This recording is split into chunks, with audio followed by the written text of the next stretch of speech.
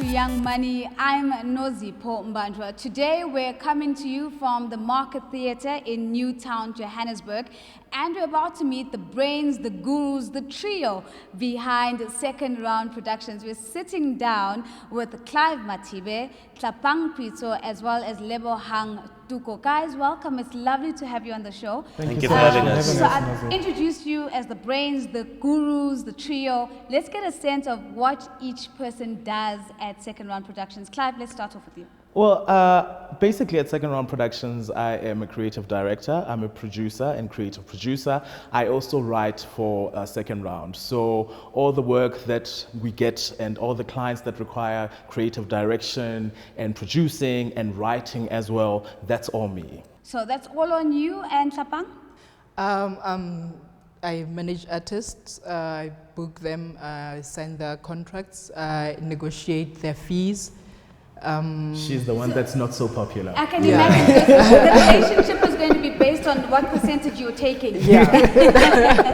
But I suspect that you're the person to know as well in the business for artists wanting to get exposure. We'll talk a little bit more about what that actually looks like. Lebohang? Yes, well, I'm an actor, singer, and then within the company, I also work with Clive within the creative. So in terms of our award shows and all the things that need creativity, I'm the one that sits down and then conceptualizes things from behind the scenes, coordinate freelancers to become cast members or whatever production that we're working on. Right. So that's the full realm. So maybe let's take a step back and Clive, give us a sense of what Second Productions actually does, Second Round Productions actually does. Well, Second Round Productions is headed by three individuals who have an arts background. You know, all of us come from the Tshwane University of Technology, where our journey with the arts began. You know, I studied drama with Tlhapang, and Lebo studied musical theatre, and we got together as three individuals who thought it important for us to create a business that will sustain our lives in the arts industry, because it's an industry that's very unpredictable, and we didn't want to rely on anybody to bring us income, and and also have a role to play in contributing to the arts. So that's how we got into spaces like industrial theatre, where you have clients ranging from Eskom to the Department of Health to the Department of Water Affairs, where we create industrial theatre that will carry forth messaging.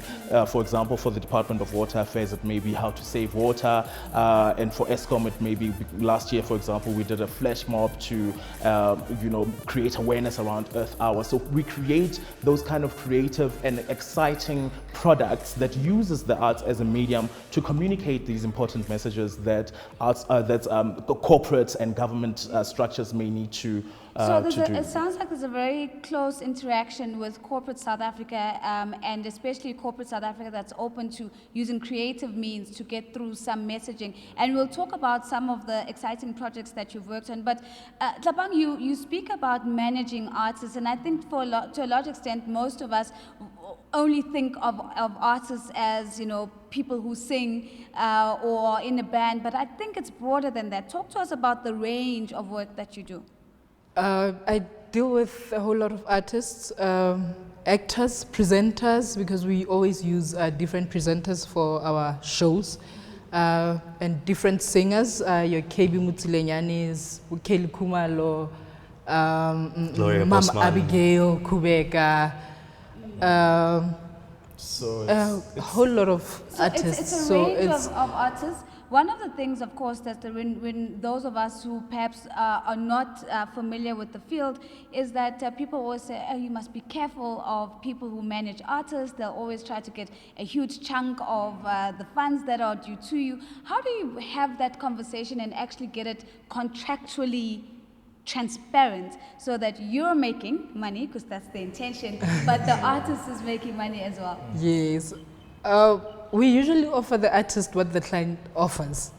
Yeah. And then how do you make money from it? because we also charge for our services. All right, so you do an Yes. integrated fee that Yes, comes through. absolutely. You know, yes. because for us, I think it's important, coming from that arts background and being artists first ourselves, is to play an important role in growing the arts and being champions for artists and not doing artists in. You are able to get into projects where the artists get what they deserve and what they ask for and what they charge and are worth at that time.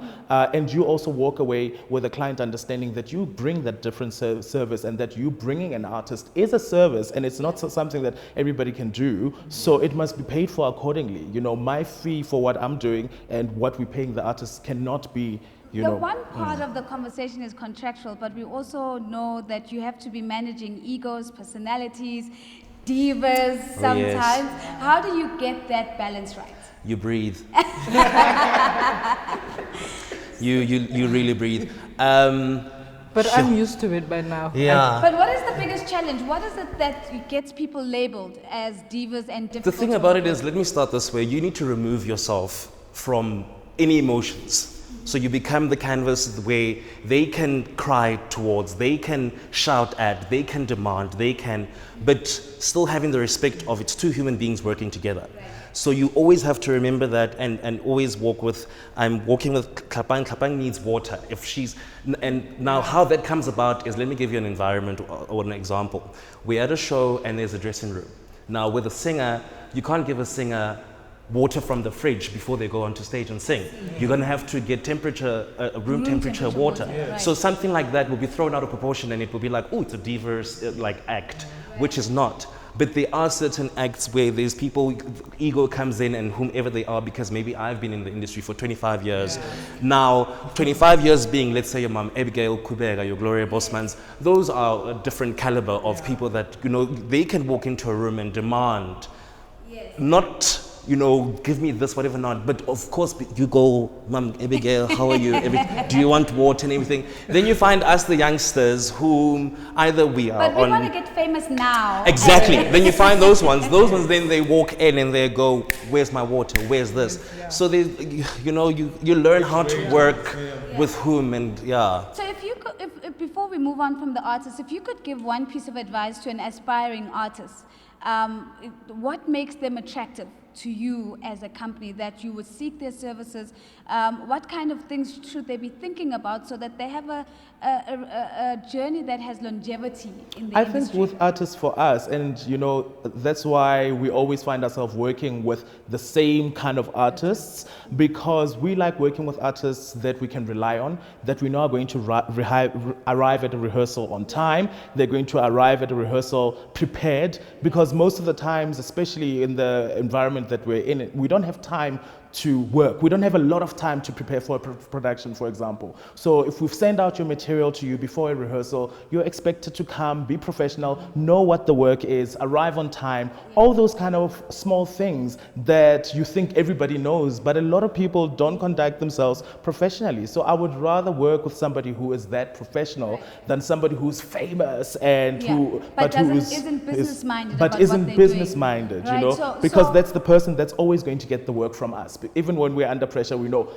Nozipo can do this in one day, you know, and so that's because the of what person she you put brings. before the client. So if you're an aspiring artist, there's a free piece of information about how to become increasingly attractive to prospective clients. Now, Lebohang, one of the things you mentioned was working on big productions. There was a mention of the Bokoto Awards, some work that's been done with the Feather Awards. Is that a different world altogether? I'm assuming there's lots of stakeholders. Everybody has their own interest in terms of what they want to get out of this. How do you begin to manage your role in such productions? Well, it starts from the top with Carol Bauer herself, because from inception, this is her baby, you know. In a meeting where we all sit down and understand the mandate of why these awards even exist. And from there, we then go into our separate departments where Clive and I will share the creative direction and conceptualizing the entire evening. Tlhapang being the production manager and artist manager, and then furthermore, sitting down, understanding what has happened this year, why are we honoring these women, So it starts literally in that room and discussing why we're even having the awards. After that, then we go further in. This is where now we start dissecting. If there's an opening within the production, why is this opening there? What song are we using? Why are we utilizing that song? Is there a messaging behind that song? What's it going to do for the awards? Or do we just want entertainment?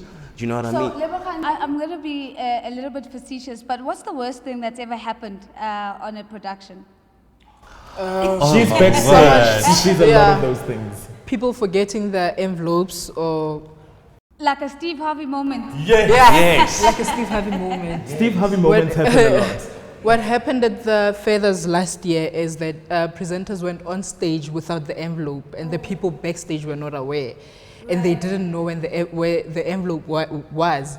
So the presenters got on stage And the said, winner and the is- winner is, and she said, I don't know who the winner is. I don't have the envelope, but the audience thought she It was was a joking. joke. Yeah. Yes. Oh, okay, so it was But well yeah, handled. it Yes. was. It was. Okay. It was. So it certainly sounds like there's some high moments and obviously some really Some- hard yeah. working moments. Before we go to ad break, a very quick one about what's the toughest thing about being in the arts industry and being in production? I think the toughest thing about being in the arts is that it's not an organized industry. You know, it's not like mining, like you know, it's not. We're not organized. We don't have unions that regulate what are the hours, what's a basic income for a voiceover, what's a basic income for. You know, we're not organized in that way. So a lot of us who are in the arts find it difficult to maneuver in this unorganized kind of industry, and we end up having an industry that's not sustainable. You know, so I would say sustainability and not being organized is one of the things, or lack of being sustainable and not being organized is one of the challenges we face. So those are some of the challenges that the arts and production industry has to grapple with as they try to promote new talent and also bring to life big productions that make the audiences connect with the key messaging. We're going to take a short break. When we come back, we're going to learn a little bit more about the personal journeys of Clive, Tlhapang, as well as Lebohang. Don't go away.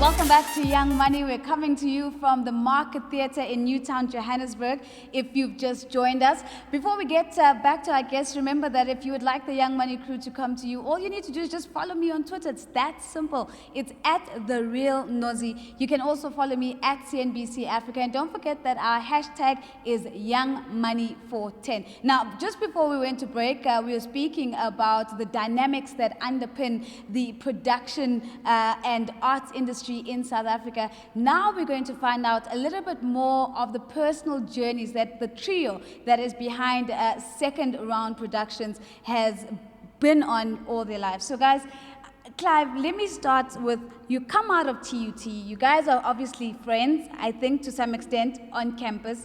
How do you guys even begin to have the conversation that, guys, we're actually going to go into business instead of queuing for pieces of work or auditions like everybody else? You know, the story with Second Round is that it's funny, even how the name came about. We come from an era where after studying, a lot of people were excited about being in the industry, and the whole thing of companies also was kind of something that was rising. You know, a lot of people were starting companies and, you know, trying to organize themselves to go to the National Arts Festival, because it was a time, 2007, 2008, where it wasn't that easy in the industry. So a lot of people didn't want to wait for things to come to them. We actually started another company, myself and Tlhapang, before we started Second Round, and that didn't turn out very well.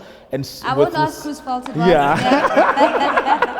Well, no question. So the name Second Round came about when we started. It was our second attempt, you know, at it, you know. So it's our second round, and Lebo was brought on board after Second Round, and after that Have we you just had people interpreting the name differently? Round two. Round two round. Where does the round come in? yes. Some people have sexual innuendos. Yeah, that's Yes. right. Okay, I'll confess. I was like, what are these guys up to? Are we into sexual production? Okay, so an interesting time. You hit the market at an interesting time when there was an excitement generally about it. Tlhapang, you come on as the only female in the team, the two of you initially, but the trio now. Talk to us about your journey and how you've positioned yourself as a force in the trio. My journey in this company. Okay, I'm actually the one who invited Lebo in the company. Yeah, Lebo, on you board. must know where I invited him on board because it was only the two of us, and most of the times we didn't agree on certain things. So we needed someone else who was neutral. But we do different things. Clive is a creative, I'm a manager. So that's... So let's maybe talk about your management role, because I mean that's a very, very important part of managing the different the clients as well as the artists that come on board. As a woman leading in that space, what advice could you give to other women who are leading, whether it's in the arts or the production space or even in artist management, to say, look, even as females, we can get this done? Yeah, I guess for me as a female, I've never experienced any, for me it's not even about that. I've never experienced anything only because I'm a female, you know. I've always rolled with guys and yeah. And you've always commanded and gotten I've always the commanded, respect the same way as the guys. And that's really interesting, because most people would expect that it might be tough, and you're saying that if you don't pay attention to it and just get on with the job, then it's fine. So Lebohang, take me back to the day that you were approached to come and join the team. What's going on in your life? Yes. How does the decision come about?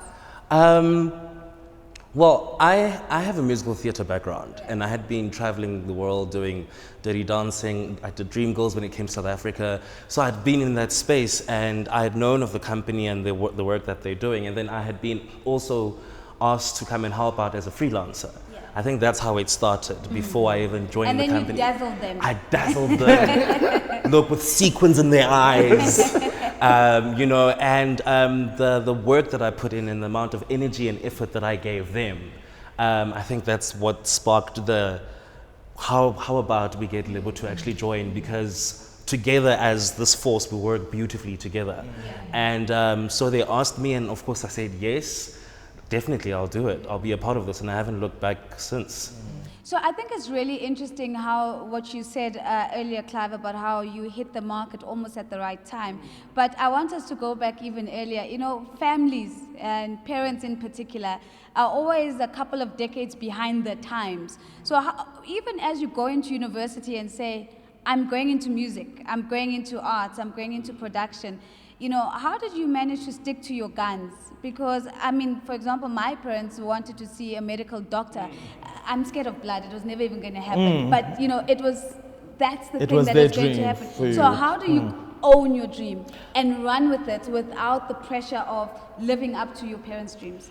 You know, for me, I think personally it was difficult, but it was easier because I went to an art school from a high school stage. You know, I studied drama from grade 8. You know, I went to Pro Art Tlhapang Park, where my specialization was drama. I would need to be fetched because I'm rehearsing for productions. So mom and dad got inculcated really easy. You know, so they kind of, and I don't think they realized that that's something I was going to do for the rest of my life, because even today my mom sends me adverts of like positions at theaters that are looking for like a manager, a producer or something. Maybe, are you sure you still want to do this? You know, do the arts, but get some stability in your life. That's always been, you know. And they will always be like that. Absolutely, you know. Yeah. So that's an interesting journey. How was yours, Tlhapang? For me, my mom was very supportive, but she couldn't get how I'm going to study acting for 4 years. Because she kept on asking me if we act every day at school, like she couldn't. How does it work? How does it work? Do you act every single day? Yeah, for 4 years. It should take shorter than that, not 4 years. But she was fine with it. She was very supportive, and after tech, of course, we struggled a bit, and she wanted me to do something else. Yeah. Maybe teaching or nursing. Were you also getting the nursing post, teaching post, and you stuck to your guns as well? Lebohang, how did your journey fare? I have a funny one for you. So I wanted to become a chartered accountant. Sure. Then I applied at Rhodes and at TUT. So at TUT, before you enter the musical theatre department, you do an audition. Okay. So I did my audition and I got accepted, and also got accepted at Rhodes.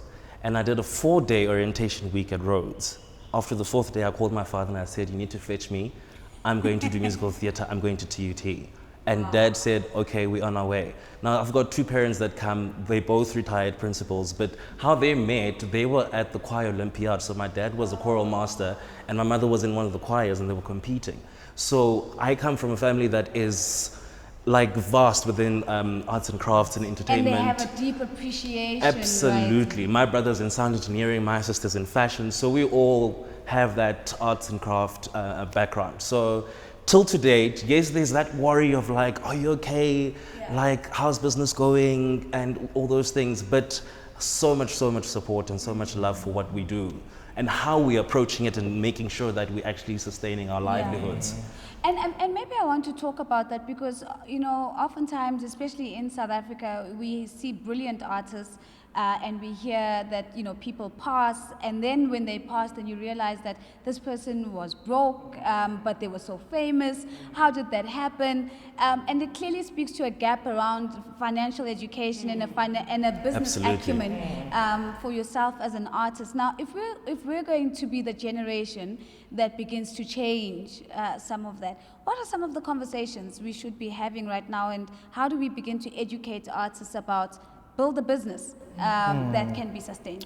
I think, or save, you know, that financial education is very important. And I think it's from varsity level because we are taught how to be brilliant artists, you know. Our institutions are very good at producing brilliant artists, but we're not necessarily told about the business side of the industry. Our institutions are not designed to create entrepreneurs in the arts. They're designed to create artists and actors and, you know, and because of that, there's an element of lacking financial education and financial awareness that artists have. You know, a lot of artists don't realize that you need to do your own retirement annuity, for example, because you're not in an industry where you'll have retirement money when you retire at 65. You need to build that for yourself. So you must make sure you go to a service provider, get a retirement annuity for yourself, and organize yourself financially as a person, you know. And it's one of the clients that we have is the National Empowerment Fund,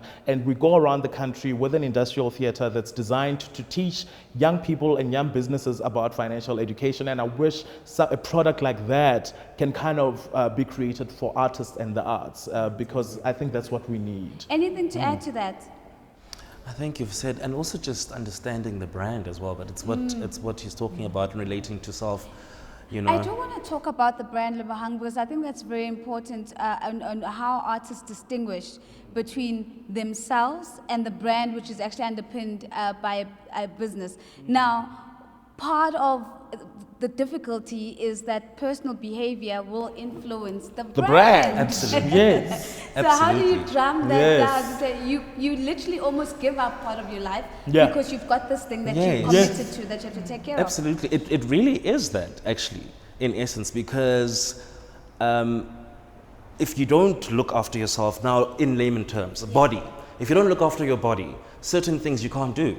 That's the brand. You can't be hired because you're a certain, unfortunately that's how it works. If you're a model and there's what's the correct term, plus size models, fine, there's a department for that. But if you are an actor that is of a certain look but is going for a certain role, it's not gonna, so when it comes to personal branding, it even goes to such detail. So you really have to think about the whole package. It's a holistic approach that even leads to the materialistic, all these things that are surrounding you, that makes sure that every single day, if you are going to become the bohemian or the person that's within this entertainment world or the companies or whatever environment that you're in, that you're gonna have to, that's how you get through it. So as we begin to wrap up our conversation, today we're in Newtown, with the Market Theatre, it's the three of you. We reconnect 5 years from now. What's Second Round Productions doing? How big is the team? Where have you guys ventured to? What are the prospects for the next 5 years? I think for the next 5 years, we would like to see ourselves having a significant impact as employers and people who create jobs for the people in the industry, support services and actors, and contribute significantly to the growing of our industry as a business, and not just have it as a business that's going to benefit us, because ultimately we want to have an influence in the industry and how it's shaped and how it's organized, So I think I would like to see our company having that influence and that impact on the South African arts industry in all these various other ways and sectors. In a couple of seconds, a piece of advice, Lebohang, that you would give to an entrepreneur who wants to be in this space watching the show right now, what would you say to them? Learn, and always ask for advice. Just learn. Keep everything that you see, learn. Never walk away from something without having learned something from So it. a spirit of learning and an openness. And Tlhapang? Learn, respect, and do you. Take care of your brand and it will take care of you. Well, there you have it, and that's how we wrap up this conversation with the brains, the guru, and the trio from Second Round Productions. It has no sexual connotations, so that's not what we're talking about. But they have shared an amazing story about sticking and owning their destiny and really becoming and wanting to aspire to be big players in the arts and production space in South Africa. It's a difficult space to be. It's not organized, it's not unionized, and perhaps there might be some space for a little bit more formalization. But for now, do you. Thank you so much for making the time to join us. This is Young Money. I'm Nozi Pombanjwa. If you want us to come to you, it's #YoungMoney410. Following me at The Real Nozi or at CNBC Africa. Until next time, it's goodbye.